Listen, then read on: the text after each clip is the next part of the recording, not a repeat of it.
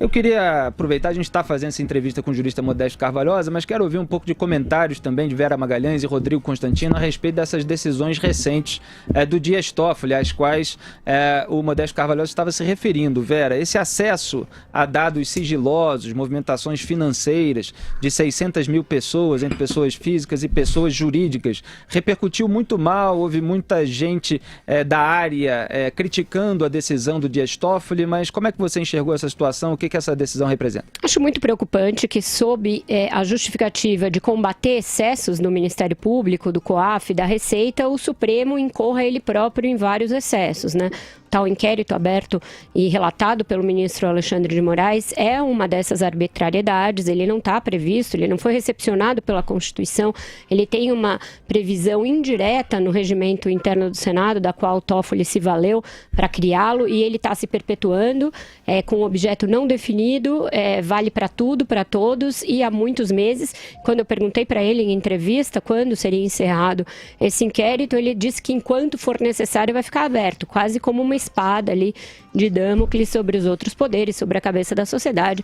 Me parece que não há justificativa no campo do direito para essa arbitrariedade, tanto que o Ministério Público, diante de todos os pedidos que vêm desse inquérito, tem arquivado os feitos por não ver ali justificativa para ele. Na mesma maneira, eu entendo que esse entendimento do COAF mudou por uma circunstância política. Sempre tinha sido outro o entendimento que um relatório de inteligência do COAF não representa quebra de sigilo fiscal.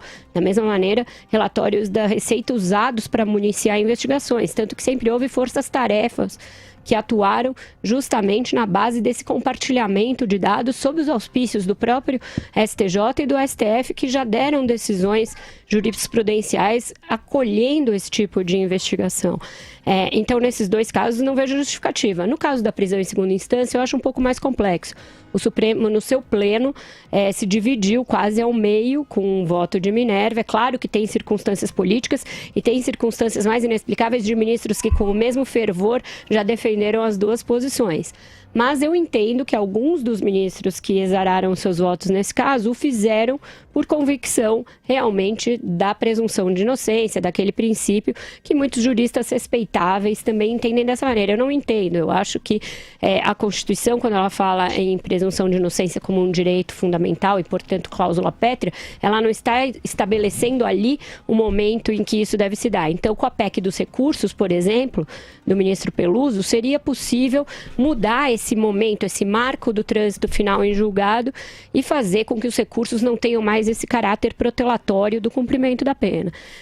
Então eu não estou entre aqueles que acham que o Supremo tem de ser fechado, não estou entre aqueles que acham que qualquer medida mais extrema deve ter que ser tomada. Acho que aquele nosso manifestante lá de Brasília é alguém que caiu de paraquedas nas ruas e está repetindo uma platitude perigosa contra a qual a gente, que é formador de opinião e tem responsabilidade, precisa se insurgir sem meias palavras, sem tergiversar, porque isso é o que nos separa do arbítrio.